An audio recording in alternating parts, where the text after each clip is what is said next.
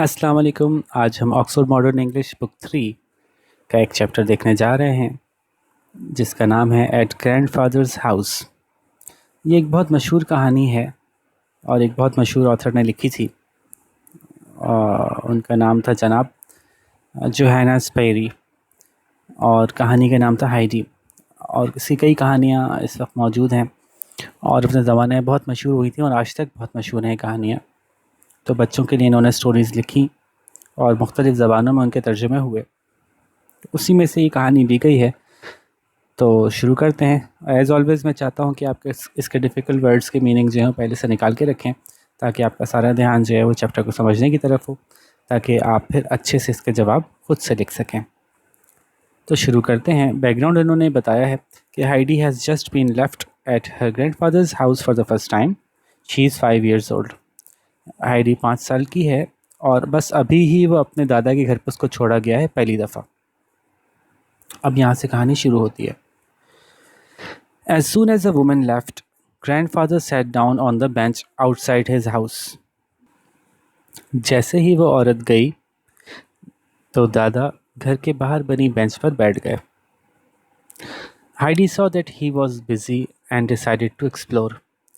Heidi ने देख लिया था कि वो मसरूफ़ हैं और उसने फ़ैसला किया कि वो ज़रा इधर उधर का जायज़ा ले। She walked round the side of the wooden building. वो चलती हुई वो जो लकड़ी की इमारत थी उसके चारों तरफ घूमने निकली। राउंड का मतलब किसी चीज़ के चारों तरफ घूमना, तो चलती चलती बिल्डिंग के साइड से होती हुई, उसके जैसे घर बीच में बना हुआ है, चारों तरफ खुली ज़मीन है, तो उसके चारों तरफ चलती हुई जा रही थी। She noticed an empty goat house and some tall trees. उसने देखा कि कुछ खाली बकरी के जो घर होते हैं वो बने हुए हैं, बकरी का एक बाड़ा सा बना हुआ है और कुछ लंबे लंबे दरख्त। The wind made a rushing and roaring sound as it blew through their tall branches. और हवा जो है वो बड़ी ज़बरदस्त सी एक तेज़ हवा चलने की जैसी आवाज़ होती है ना, और जैसे कि हवा बस करके आवाज़ निकाल रही, तो ये दोनों आवाज़ें उसको रेफ़र कर रही हैं।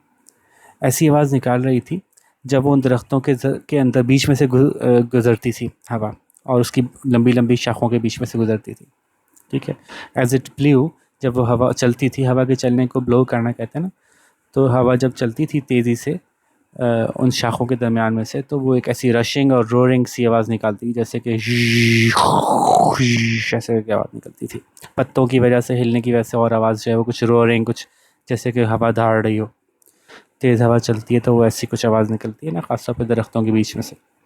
तो Heidi walked round and found herself back next to grandfather. Heidi पूरा घूम के आ गई घर के पीछे से चारों तरफ से, और फिर उसने अपने आप को पाया वापस अपने दादा के साथ या पास ही।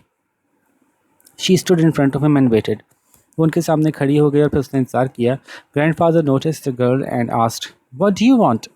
दादा ने इस लड़की को देखा अचानक से कि ओह, ये कहाँ से आ गई, और उन्होंने पूछा कि तुम्हें क्या चाहिए, या ये कि तुम क्या चाहती हो। Heidi's eyes were bright with excitement. Heidi की आंखें चमक रही थी एक्साइटमेंट से ना, कि कुछ नया, नई जगह आई हूँ, नया होने वाला है, तो वो बच्चों की आंखें चमक रही होती है ना, ऐसे मौके पे कुछ इंजॉयमेंट होने वाली है। I want to see what is inside the house, she said. मैं देखना चाहती हूँ कि घर के अंदर क्या है, या घर अंदर से कैसा है, उसने कहा। She looks like a clever child, thought grandfather. देखने में तो ये एक चालाक सी बच्ची या समझदार सी बच्ची लगती है, दादा ने सोचा। He stood up, वो खड़े हो गए। Come then, चलो फिर आओ, and bring your bundle of clothes, और अपने कपड़ों की जो गठरी है भी साथ ले आना। He said, उन्होंने कहा। We must put them in the cupboard, हमें इनको अलमारी में रखना होगा। Inside the house, Heidi looked around. घर के अंदर पहुंच के हाइडी ने चारों तरफ देखा। The ground floor was one big room. जो ग्राउंड फ्लोर था, यानी घर का जो निचला हिस्सा था, पूरा एक बड़ा सा कमरा था। Grandfathers bed was in one corner. एक कोने पे दादा का बिस्तर रखा हुआ था। A large fire place was in the middle of the back wall of the house.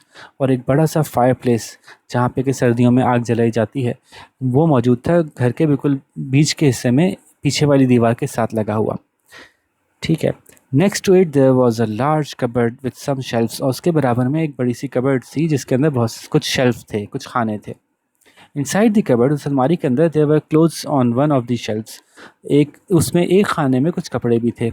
Heidi pushed her bundle to the back of this shelf. Heidi ने अपना बंडल, अपने कपड़ों की गठरी जो है, इस शेल्फ के पीछे की तरफ धकेल दी।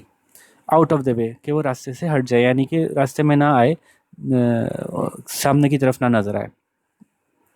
On another shelf were some plates, bowls, cups and spoons and a knife. और दूसरे शेल्फ में कुछ कप प्लेट्स थी, कुछ बाउल थे, कुछ कप थे और कुछ चमचे थे और एक चाकू भी था। Below them there was a loaf of bread, some meat and some cheese. और उनके नीचे जो है वो एक ब्रेड का लोफ था, कुछ गोश्त था और कुछ चीज़ पड़ा हुआ था। लोफ कहते हैं ब्रेड के लोफ को, जब ब्रेड को बेक किया जाता है तो वो एक गोल सा बंडल सा होती है, फिर उसके स्लाइसेस बाद में किए जाते हैं। Heidi looked carefully round the room and asked, "Where will I sleep, grandfather?" Heidi ने चारों तरफ कमरे के देखा, फिर कहा कि मैं कहाँ सोऊंगी दादा? Wherever you like, he answered. जहाँ तुम्हारा दिल चाहे, उन्होंने कहा। Heidi was delighted. Heidi बहुत खुश हो गई and began looking to find the best place to sleep. और उसने देखना शुरू किया ताकि वो ढूंढ सके वो बेहतरीन जगह जहाँ वो सोएगी। In the corner near her grandfather's bed, she saw a short ladder against the wall. और एक कोने में अपने दादा के बिस्तर के करीब उसने देखी एक छोटी सी सीढ़ी दीवार के साथ लगी हुई है। She climbed up and found herself in the hay loft. और ऊपर चढ़ी तो उसने पाया अपने आप को हे लॉफ्ट में।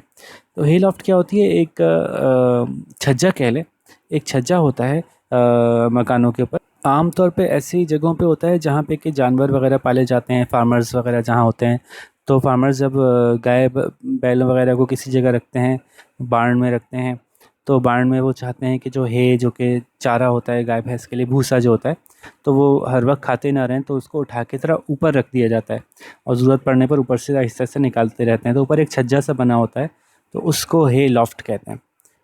तो ऊपर एक हे लॉफ्ट था। ऐसा लग रहा है जैसे कि ऐसा घर तो आमतौर पर नहीं होता ना कि घर में दाखिल हो तो पूरा घर बस एक ही कमरा हो।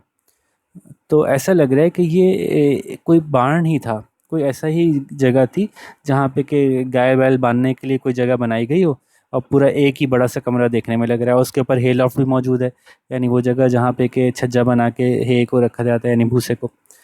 तो इट सीम्स के दादा जान ऐसे ही घर में रह रहे थे जो कि कन्वर्ट किया गया था, किसी बाड़े बाड़े को कन्वर्ट करके घर बनाया था। बहरहाल, तो ऊपर चढ़ी तो उसने एक हे लॉफ्ट पाया, यानी वो छज्जा पाया जहाँ पे कि आमतौर पे भूसा रखते हैं। देयर ले a large heap of fresh sweet smelling है, और वहाँ वाकई पड़ा हुआ था, ढेर पड़ा हुआ था बड़ा सा ताज़ा ताज़ा बड़ी अच्छी खुशबू वाला चारा या भूसा। भूसे की स्मेल अच्छी होती है, एक भीनी भीनी सी स्मेल आती है। In the wall was a round window. दीवार में एक गोल सी खिड़की थी। Heidi looked out of it. She could see right down the valley. Heidi उसने उससे बाहर देखा तो वो बिल्कुल नीचे तक देख सकती थी, उस वादी के जिस वादी में उनका घर था। I shall sleep up here, grandfather. मैं तो यहाँ सोऊंगी, यहाँ ऊपर दादा जान। She called down to him. नीचे उसने नीचे की तरफ मुँह करके उनको आवाज़ देकर कहा, इट्स लवली अप हियर। यहाँ तो बहुत, ये तो बहुत ही खूबसूरत है यहाँ पे। Come up and see how lovely it is. ऊपर आके देखिए ना कितना खूबसूरत दिखता है यहाँ से। Oh I know all about it, he answered. अरे अरे, मुझे तो सब पता है इसके बारे में। I am getting the bed ready now, she call down again. मैं अपना बिस्तर तैयार कर रही हूँ अब। But I will need a sheet, लेकिन मुझे कोई चादर चाहिए होगी। You can't have a bed without a sheet. अब बगैर चादर के बिस्तर तो नहीं हो सकता किसी का। You have to lie upon, you have to have one to lie upon. आपके पास कोई एक शीट होनी चाहिए ताकि आप उस पर लेट सकें।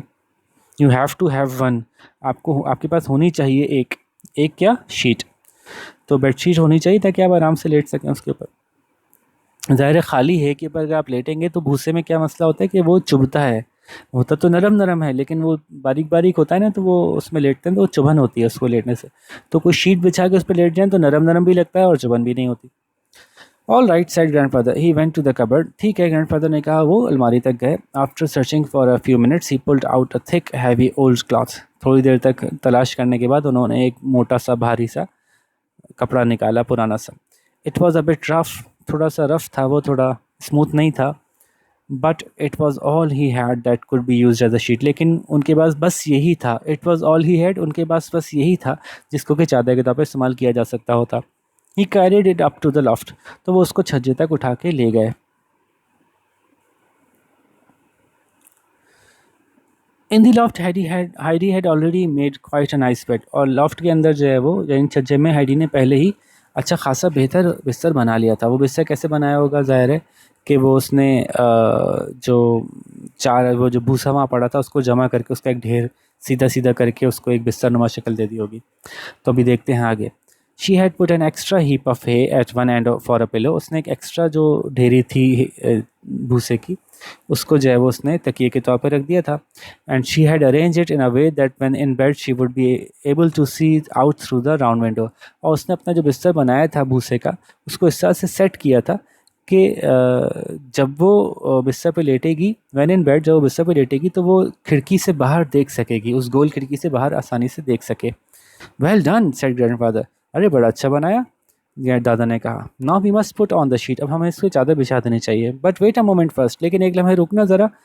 Saying this he went and fetched more hay to make the bed thicker. ये कहते हुए ना वो नीचे गए और लेके आए मज़ीद भूसा, ताकि जो बिस्तर थोड़ा सा मोटा हो जाए, ज़रा दबीज़ हो जाए। Heidi would be very comfortable and would not be able to feel the hard floor underneath her bed. Heidi जो है बहुत आरामदेह महसूस करेगी इस बेड में, और इस बेड के नीचे जो फर्श है वो अपने बिल्कुल महसूस नहीं कर सकेगी उसकी सख्ती को। Heidi had got hold of the sheet but it was almost too heavy for her to carry. हाइडी ने शीट पकड़ तो ली थी, लेकिन वो तकरीबन बहुत ज़्यादा ही भारी थी। इतनी भारी थी कि वो आसानी से उसको उठा नहीं सकती थी। ऑलमोस्ट टू हैवी, तकरीबन इतनी हैवी थी कि आसानी से ना उठा सकती, मतलब उठा तो सकती थी लेकिन आसानी से नहीं। तो इसके लिए इस अंदाज में बात की गई कि almost too heavy for her to carry, कि उठाने के लिए उसके लिए तकरीबन बहुत ही भारी थी। It was a good thing that the sheet was thick and heavy. लेकिन ये अच्छी बात थी कि शीट भारी और मोटी थी, because the sharp stalks of the hay would not poke through it and hurt her. क्योंकि वो जो हे के जो नोकीले नोकीले से जो स्टॉक्स कहते हैं, जो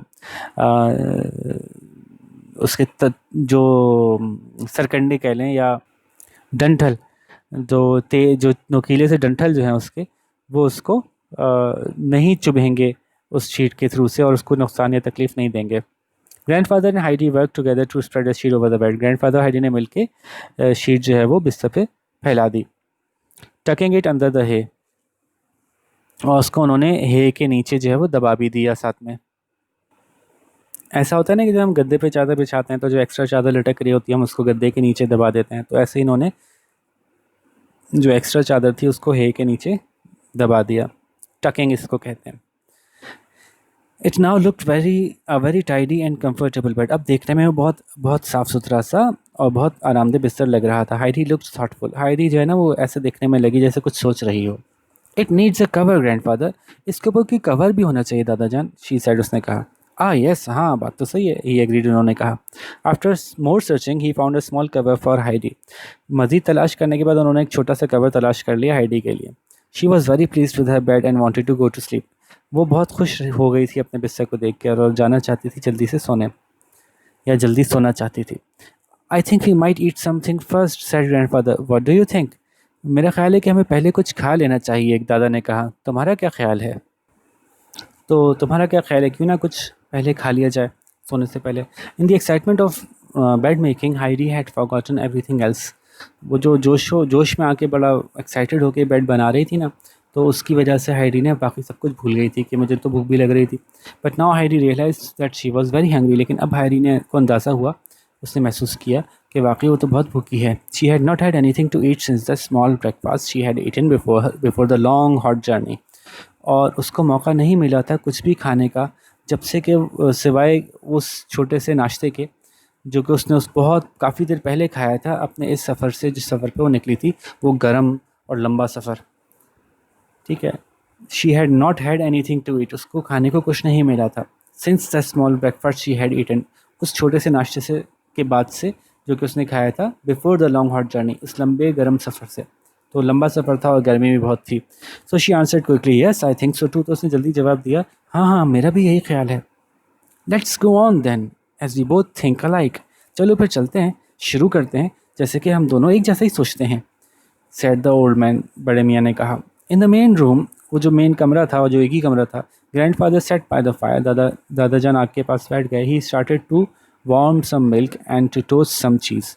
उन्होंने कुछ दूध गर्म करना शुरू किया और कुछ चीज़ को आग पे गर्म करना शुरू किया। आग पे गर्म करने को टोस्ट कहते हैं। Heidi watched carefully. हाइडी ने बड़े एहतियात से, बड़े गौर से देखा।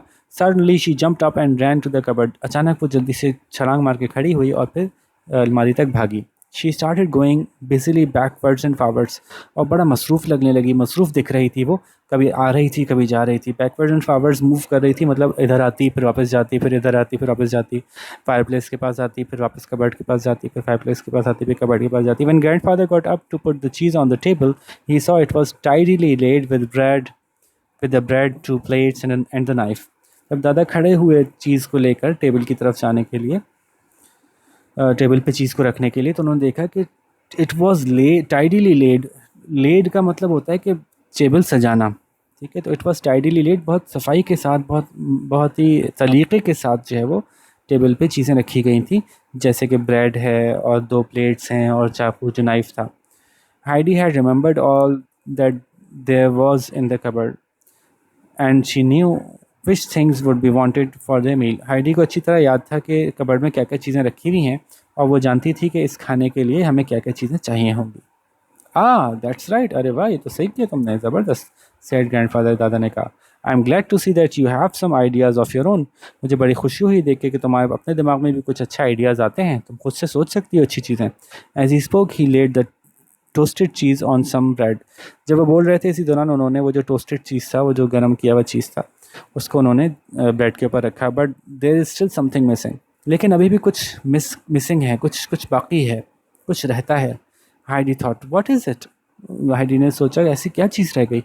She looked at the jug of milk, then she ran quickly back to the cupboard and got the two bowls from it.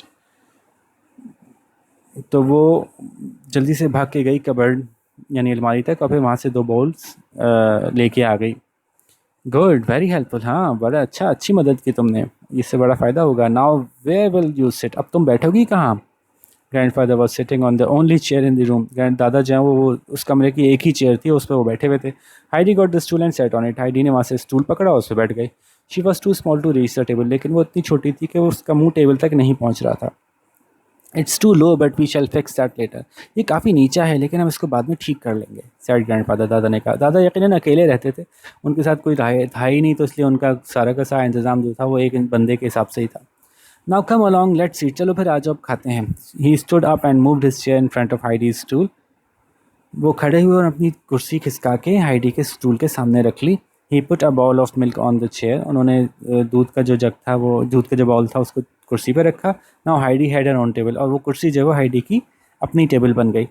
Then he brought her a large slice of bread and a piece of golden cheese and told her to eat. फिर उसके बाद उन्होंने उसको बड़ा सा bread का टुकड़ा ला के दिया और गोल्डन चीज़ का टुकड़ा ला के दिया, और उससे कहा कि अब तुम खाओ. Heidi lifted the bowl with both hands and drank without pause till it was empty. Heidi ने वो जो प्याला था वो उठाया दोनों हाथों से और पी गई उसको, बिल्कुल सब्र किए बगैर ही ना, ऐसे पी गई कि बस घटा फ़ौरन पी गई, यहाँ तक कि वो खाली हो गया. She was suddenly very thirsty from her long hot journey. बिल्कुल वो उस तक अचानक बहुत ज़्यादा प्यासा महसूस कर रही थी ख़ुद को इतने लंबे और गर्म सफ़र के बाद. Was the milk nice asked grandfather. क्या दूध अच्छा था, अच्छा था, अच्छे मज़े का था. It is the best I ever had answered Heidi. ये तो जब मैंने आज तक जितना भी दूध पिया ना, उसमें सबसे अच्छा यही था, हाइडी ने जवाब दिया. तो यूँ एक छोटा सा सीन लिया गया है उस कहानी से. अब अगर आपका दिल चाहे तो आप हाइडी की कहानियाँ पढ़ सकते हैं, बहुत आसानी से अवेलेबल हैं, किसी भी अच्छे बुक शॉप से आपको मिल जाएंगी. ठीक है, तो अब ज़रा इसके सवाल जवाब पे एक नज़र डाल लेते हैं. जैसा मैं आपसे हमेशा कहता हूँ कि जवाब आप खुद लिखने की कोशिश करेंगे, मैं सवाल समझा दूँगा, लेकिन जवाब आप खुद लिखने की कोशिश करेंगे, क्योंकि हम चाहते हैं कि आपको आदत हो कि आप चैप्टर समझें और जवाब खुद से लिखें, ताकि आपको ये कॉन्फिडेंस हो कि जब एग्ज़ाम आएगा तो आप आराम से खुद से जवाब लिख लेंगे, याद करने की ज़रूरत ही नहीं है. हाँ, ये अलग बात है कि जब आप जवाब लिखेंगे तो उनको करेक्शन की ज़रूरत होगी, हो सकता है उसमें कुछ कमी बेशी हो, तो आप ज़रूर किसी टीचर को दिखा लीजिएगा, या फिर आप मुझे कमेंट्स में भेज दीजिएगा. नहीं तो मैंने यहाँ पे अपना ईमेल एड्रेस तो लिख ही दिया है, तो आप मुझे ईमेल भी करना चाहें तो यहाँ पे ईमेल करके मुझे अपने जवाब चेक करवा सकते हैं. फिर मैं बता दूँगा कि जवाबों में मज़ीद इंप्रूवमेंट कैसे आ सकती है. तो शुरू करते हैं. How old is Heidi. लो, ये तो जवाब बताने की ज़रूरत ही नहीं है. Heidi is dash years old, तो शुरू में बताया हुआ है.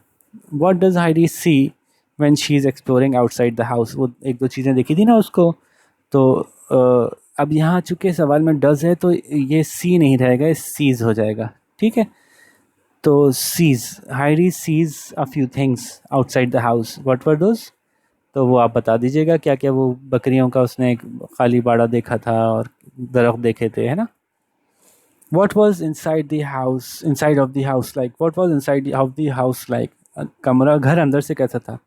तो the inside of the house was like a big room, and the inside of the house was just like a one big room. बस ये भी काफ़ी है, अगर इतना भी लिख देंगे तो। What did Heidi use to make her bed? Heidi ने क्या इस्तेमाल किया? हाइडी, चूँकि सवाल में डिड है तो जवाब में यूज़ के बजाय यूज्ड हो जाएगा। Heidi used dash to make her bed, क्या इस्तेमाल किया था? भूसे की को क्या कहेंगे इंग्लिश में? खुद लिखिए, शाबाश। What could Heidi see from her bedroom window? Heidi bedroom window से क्या देख सकती थी? Heidi could see from her bedroom window the hole, क्या चीज़? एक वादी थी ना जिसमें ये रहते थे, तो वो पूरी वादी दिख रही थी। तो बताइए इसको कैसे लिखेंगे? What did Heidi use as a table at the dinner time? Heidi use the, वो दादा जान की चेयर नहीं यूज़ की थी, तो यूज़ की जगह यूज्ड हो जाएगा, और फिर आप ये बताएंगे कि उसने दादा जान की कुर्सी इस्तेमाल की थी। तो ये तो बहुत आसान आसान सवाल थे, देखते हैं क्या ये सवाल मुश्किल है। What information tells us that grandfather is a kind person? हाँ, अब इसका जवाब हर एक का थोड़ा सा मुख्तलिफ हो सकता है, लेकिन कहानी में से ही कुछ बातें उठानी है कि the information that tells us that grandfather is a kind person is, और ये करके आप आगे बता सकते हैं। फर्स्टली, पहले उन्होंने ऐसा क्या किया? पहले ग्रैंडफादर ने उसका बेड बनाने में मदद की, उसको जो है वो हे एक्स्ट्रा हे ला के दिया था, है ना? वो जो उसने अपना बेड बनाया था, उन्होंने कहा नहीं इसको और आरामदेह होना चाहिए, तो वो और एक्स्ट्रा हे लेके आए थे ताकि उसका बेड और आरामदेह हो जाए। उसके बाद उन्होंने उसके लिए गरम गरम दूध तैयार किया, खाना तैयार किया। फिर जब उसके पास टेबल नहीं थी तो उन्होंने अपनी चेयर दे दी थी। तो ये 3 बातें जो हैं वो आप लिख सकते हैं कम से कम यहाँ पे, जिससे पता चलता है कि दादा एक मेहरबान से आदमी थे। ठीक है, तो होपफुली आपको सवाल समझ में आए होंगे। आप अच्छे से जवाब मुझे लिख के भेजिएगा, और उम्मीद करता हूँ कि आपको इस तरह से समझ में आ जाएगा कि खुद से जवाब कैसे लिखते हैं, और याद करने की ज़रूरत होती ही नहीं है। ठीक है जी, फिर किसी अच्छे से दूसरे लेसन के साथ मुलाकात होगी। अपना ख्याल रखिएगा। अल्लाह हाफ़िज़।